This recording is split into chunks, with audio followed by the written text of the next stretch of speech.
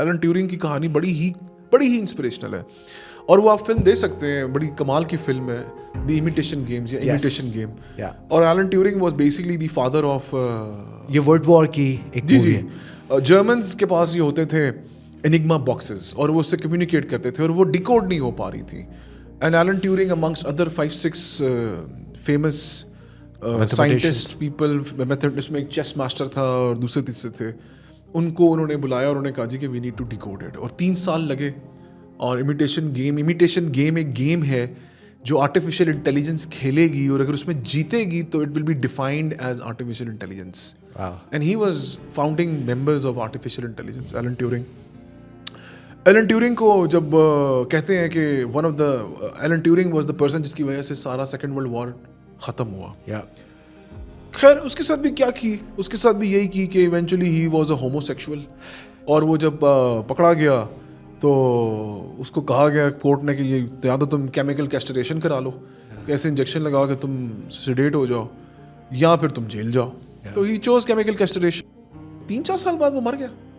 फिर जाके कोई 40-50-60 साल बाद, मेरे ख्याल है ये 21वीं की सदी में क्वीन एलिजाबेथ ने उसको पब्लिक अपोलोजाइज किया कि we are sorry Alan Turing, हमसे गलती हुई। सो ये होता है कि कुछ लोग अपने वक्त से आगे होते हैं, लेकिन ये होना होता है। आप देखें कि जब भी जंग हुई है, वर्ल्ड वॉर्स हुई हैं दुनिया में, जब भी जंगें लड़ी गई हैं, साइंटिफिक तरक्की को जला मिली है। ऐसा ही हुआ है। जब इंसानी एबिलिटीज़ को अंडर ड्यूरेस रखा गया है तो उसकी क्रिएटिव एबिलिटीज़ निकल के बाहर आई हैं। अब ये देखें कि जो वॉर है, वॉर से हमेशा टेक्नोलॉजिकल एडवांसमेंट आपको हमेशा वॉर में मिलेगी। जितनी तरक्की इंसान ने सेकेंड वर्ल्ड वॉर के बाद की कभी भी नहीं की या उसके दौरान की है, बैलिस्टिक्स में यानी कि जो रॉकेट्स हैं, और एरोनॉटिक्स में, इवन रोमन्स के ज़माने में वो ट्रिब्यूशेस जो होती थी, और कैटापल्ट थी, और ये वो था। सो जितनी सेकेंड वर्ल्ड वॉर में तरक्की हुई है, आपका एटम बम हुआ, आजकल हाइजन क्या नाम है उस मूवी का, ओपेनहाइमर, हाँ वो चल रही है। दे विल टेल यू कि सेकेंड वर्ल्ड वॉर में rockets and jets and atom bombs और ये वो चीज़ें सारी, you see for that particular time they were weapons of mass destruction and not. But वही रॉकेट बाद में स्पेस के लिए यूज़ हुआ, वही एटम बम बाद में एटॉमिक एनर्जी के लिए यूज़ हुआ, वही जेट इंजन्स आज मास ट्रांसपोर्टेशन के लिए यूज़ हो रहे हैं।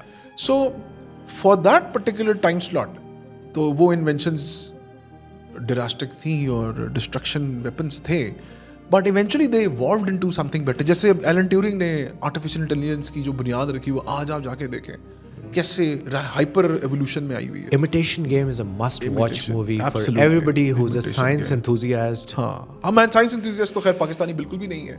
साइंस एंथुसियास्ट हमें क्या साइंस से लेना देना, हम स्पिरिचुअल किस्म के लोग हैं, और हमें बस पीर फकीर और ये नहीं, आपको लोग बताएंगे बहुत कम हम वो कौम है सैडली, मतलब it is such a sad thing. सन 2016 में शायद कायद आज़म यूनिवर्सिटी में फ़िज़िक्स के डिपार्टमेंट का नाम इन्होंने doctor Abdul Salam centre of physics रखा गया, और हम इतने अजीब, आई हैव नो अंडरस्टैंडिंग हम कैसे लोग हैं कि जी वो शायद हमारे, मैं नहीं उसमें पढ़ना चाहता रिलीजन में, बट 2018 में कैप्टन सफदर साहब ने बिल पास करवाया। कैप्टन सफदर साहब और डॉक्टर अब्दुल सलाम का कोई मैच ही नहीं है। एक Nobel prize winner, PhD, humble सा साइंटिस्ट जिसने आपके स्पेस प्रोग्राम की बुनियाद रखी और उसको वहाँ पहुँचाया जहाँ नासा आपके पास आ गया था, और हम इतने आगे थे उस रेस में। आज ये चंद्रयान, क्या नाम है जी इसका, चंद्रयान 3 जो है, they have left us behind. Why? Because हमने क्या किया डॉक्टर अब्दुल सलाम के साथ,